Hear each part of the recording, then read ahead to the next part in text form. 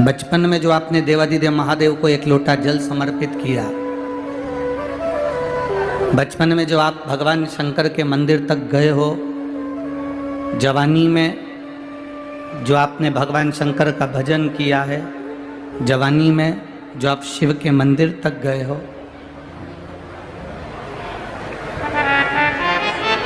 जैसे बचपन जवानी में भजन किया जाता है, तो वो भजन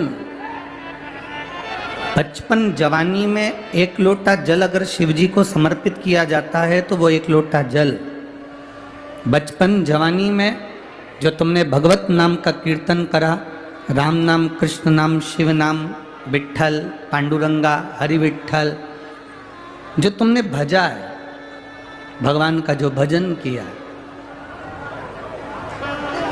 वो तुम्हारा भजन कभी भी बूढ़ा नहीं होता। तुमने जो बचपन और जवानी में जो भजन किया, वो भजन तुम्हारा कभी बूढ़ा नहीं होता।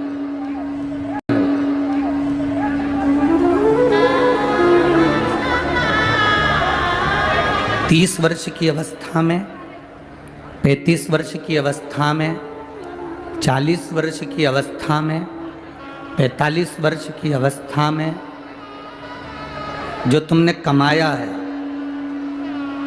जो तुमने मेहनत करी है, 30, 35, 40 वर्ष की अवस्था में जो तुमने कमाया, जो तुमने मेहनत करी, तुम्हारी मेहनत का जो धन होगा, तुम्हारी मेहनत की जो प्रॉपर्टी होगी, तुम्हारी मेहनत का जो प्लाट होगा, तुम्हारी मेहनत की जो जमीन होगी, वो जमीन, वो धन, वो संपदा, वो प्रॉपर्टी, तुम बूढ़े भी हो जाओगे ना, तो जब तुमने 30 वर्ष की अवस्था से लेकर 45 वर्ष की अवस्था में, 50 वर्ष की अवस्था में जो तुमने कमाया है, ये प्रॉपर्टी, ये धन तुम्हारा बुढ़ापे तक तुम्हारा साथ देता है। जो तुमने 30 वर्ष की अवस्था में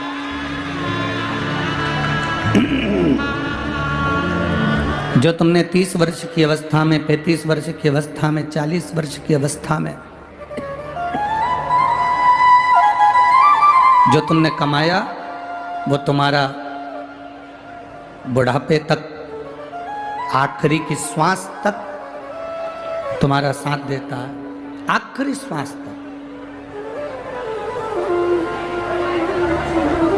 अब जैसे 30 वर्ष की अवस्था में, 35 वर्ष की अवस्था में, 40 वर्ष की अवस्था में, 45 वर्ष की अवस्था में जो तुमने कमाया, वो तुम्हारे अंतिम श्वास तक तुम्हारा साथ देता है। उसी तरह जो तुमने 15 वर्ष की अवस्था में, 7 वर्ष की अवस्था में, 9 वर्ष की अवस्था में, 8 वर्ष की अवस्था में, 6 वर्ष की अवस्था में, 5 वर्ष की अवस्था में, 40 वर्ष की अवस्था में, 30 वर्ष की अवस्था में, 25 वर्ष की अवस्था में जो तुमने अपने बाल्य अवस्था से लेकर जवानी की अवस्था तक जो तुमने भगवान का भजन किया, जो तुमने स्मरण किया, जो तुमने दान किया, जो तुमने राम नाम, कृष्ण नाम का जाप किया, जो तुमने एक लोटा जल देवादिदेव महादेव को समर्पित किया, जैसे जवानी में कमाया गया धन बुढ़ापे तक काम देता है, जवानी में खरीदी गई प्रॉपर्टी मरते दम तक, आखिरी तक काम दे जाती है, उसी तरह जवानी में किया गया भजन, बचपन में किया गया भजन तुम्हारे अंतिम क्षण तक तुम्हारा साथ दे जाता है, आखिरी श्वास, अंतिम क्षण तक, अंतिम श्वास तक, अंतिम पल तक तुम्हारा साथ देता है। कई लोग कहते हैं गुरुजी भजन करने की कोई उम्र हो,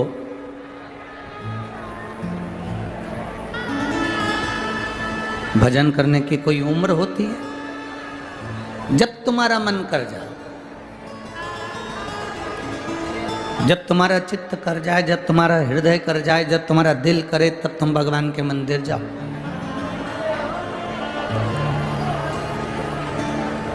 कई माताएं कहती हैं मैं रोज सवेरे 10 बजे भगवान शंकर, आवाज पकड़ रहा है,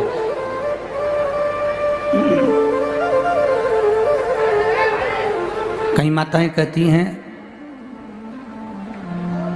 मैं रोज सुबह 10 बजे भगवान के मंदिर जाती हूँ।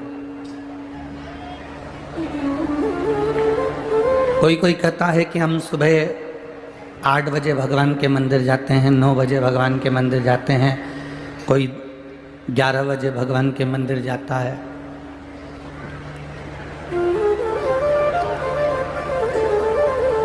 और कई माताएं कहती हैं हम 10 बजे नहीं जा पाए तो फिर हम मंदिर नहीं जा पाते। शिव महापुराण की कथा में एक बड़ी सुंदर बात लिखी है, अगर आपने स्मरण करा हो, उमा खंड को अगर पढ़ा हो तो पार्वती खंड में, उमा खंड में एक बात आती है, बड़ी सुंदर आती है। रोज 10 बजे तुम मंदिर जाते हो, रोज 9 बजे तुम मंदिर जाते हो, रोज 11 बजे तुम मंदिर जाते हो, रोज सवेरे 8 बजे मंदिर जाते हो। पार्वती खंड कहता है, उमा खंड कहता है, कभी कभी हफ्ते 2 हफ्ते में अपना समय बदल कर भगवान के मंदिर जाया करो। हफ्ते 2 हफ्ते में ऐसा समय निकालो कि हमें अपना समय चेंज करना है, अपना समय बदलना। क्या होगा उससे?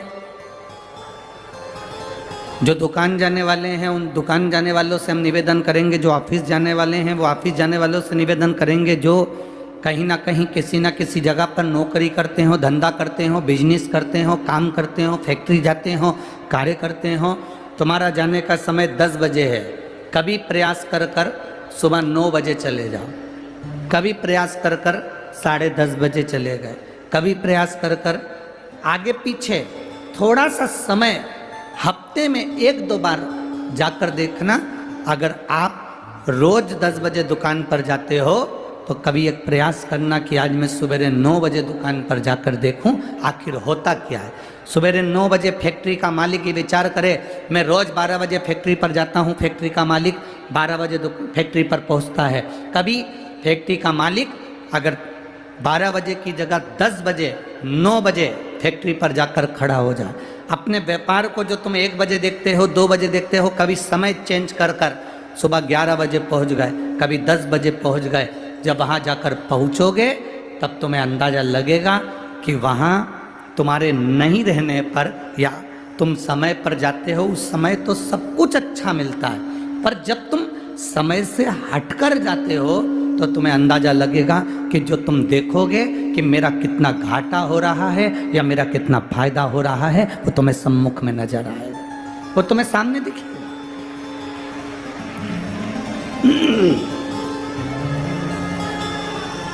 वो तुम्हारे सामने नजर आने लगेगा। शिव कथा कहती है, भगवान शंकर का संवाद कह रहा है, शिव महापुराण की कथा कह रही है।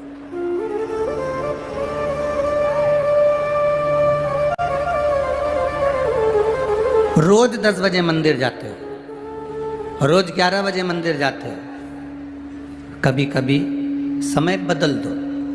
हफ्ते में, 2 हफ्ते में, 15 दिन में, महीने भर में समय चेंज कर दो। क्यों?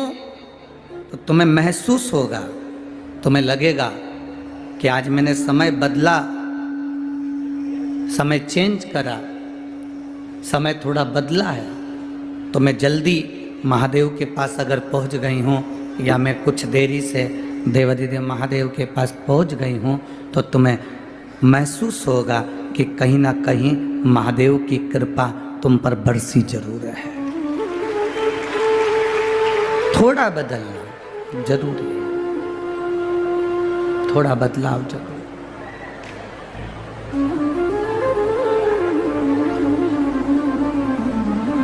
जाओ शिव के मंदिर, रोज जाओ, भगवान के दरवाजे पर रोज पहुंचो, प्रतिदिन जाओ, पर महीने भर में, हफ्ते भर में 1-8 दिन आगे पीछे थोड़ा चेंज करो।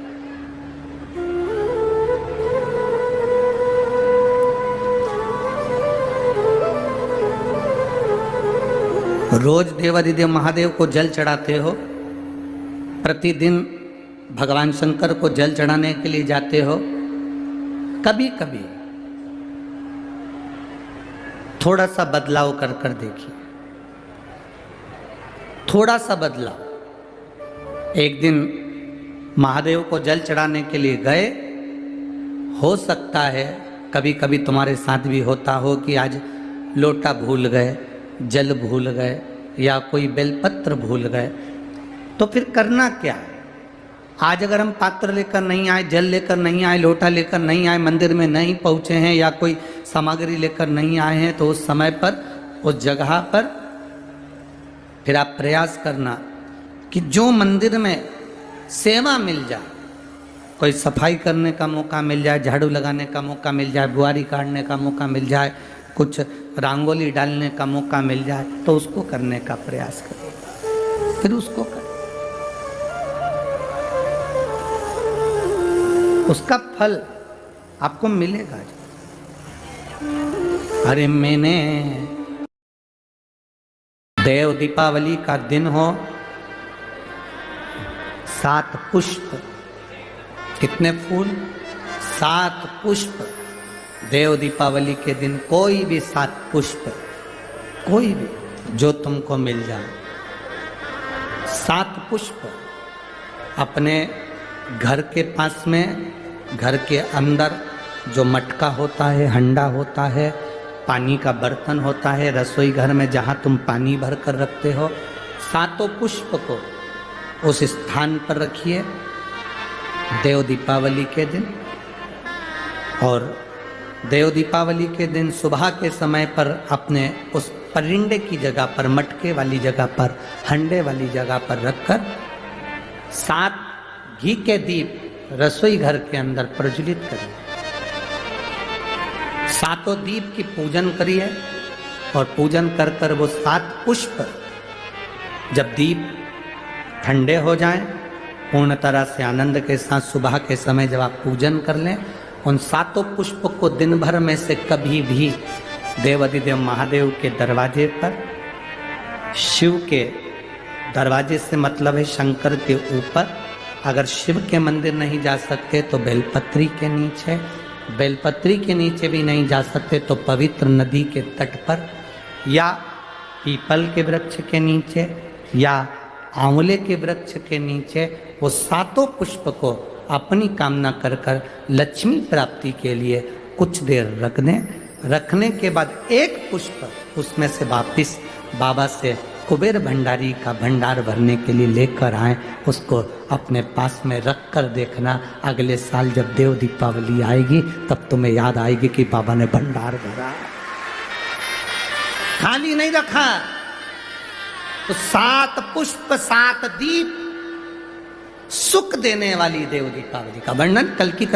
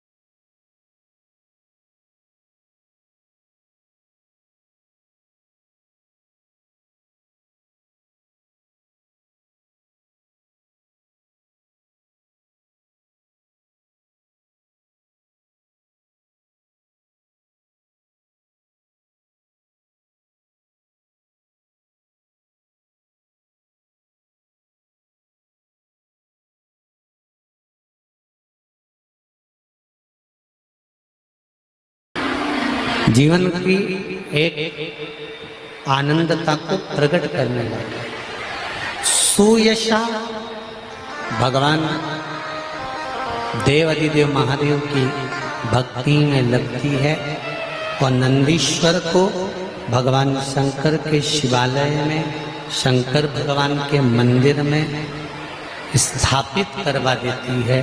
वो धर्मपत्नी सुयशा, धर्मपत्नी सुयशा आप में से कितने लोग हैं जो घर में से जल लेकर जाते हैं शंकर भगवान को चढ़ाने? सभी लोग ले जाते हो? जब घर के मटके में से, परिंडे में से, बाल्टी में से, टंकी में से, घर के हंडे में से जब एक लोटा जल लेकर जाते हो ना, उस समय पर आपके मन में ये भाव प्रकट होना चाहिए कि हमारे घर में हम देवाधिदेव महादेव को जल चढ़ाने के लिए जा रहे हैं।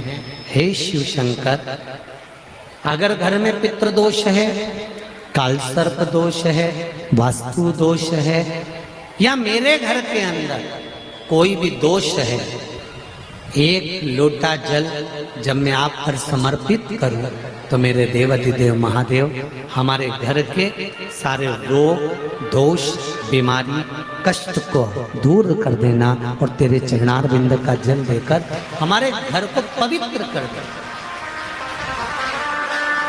तेरे चरणों का जल हमको प्राप्त हो जाए, जिससे हमारा जीवन सार्थक हो जाए। घर से जल लेकर जाओ तो ये कहकर जाओ कि हमारे कुछ दोष होंगे पूर्व के, कुछ पाप कर्म होंगे पूर्व के, वो तेरे दरवाजे पर जल चढ़ाने से मिट जाएंगे। जब वहां से आओ तो थोड़ा सा जल लाते हो साथ में, थोड़ा सा जल कलश में 2 बूंद 4 बूंद जो भी तुम लेकर आते हो वो लाकर घर में छींटते हुए प्रवेश करो। क्यों?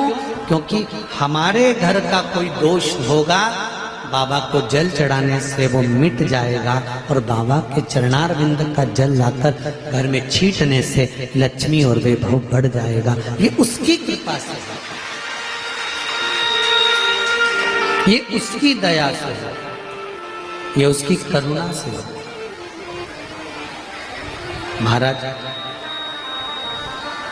श्रावण का महीना चल रहा है। सावन के महीने में कार्तिकेय महाराज की धर्म पत्नी देवसेना और वल्ली देवी, कौन कौन है?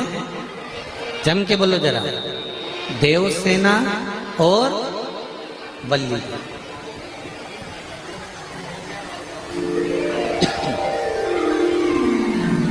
देवसेना और वल्ली देवी, ये कार्तिकेय महाराज की 2 धर्म पत्नी है। इन्होंने शंकर भगवान की आराधना कब करी थी?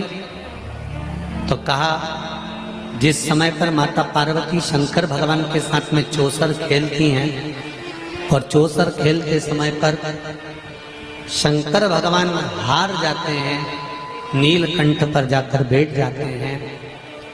नीलकंठ पर से भगवान शंकर कार्तिकेय जी से बात करते हैं। भगवान विष्णु स्वयं पासा बनते हैं, रावण निर्णायक बनता है और कार्तिकेय के कहने पर वापिस पुनः शंकर भगवान चौसर खेलने के लिए माता पार्वती के साथ बैठ जाते हैं। फिर वापिस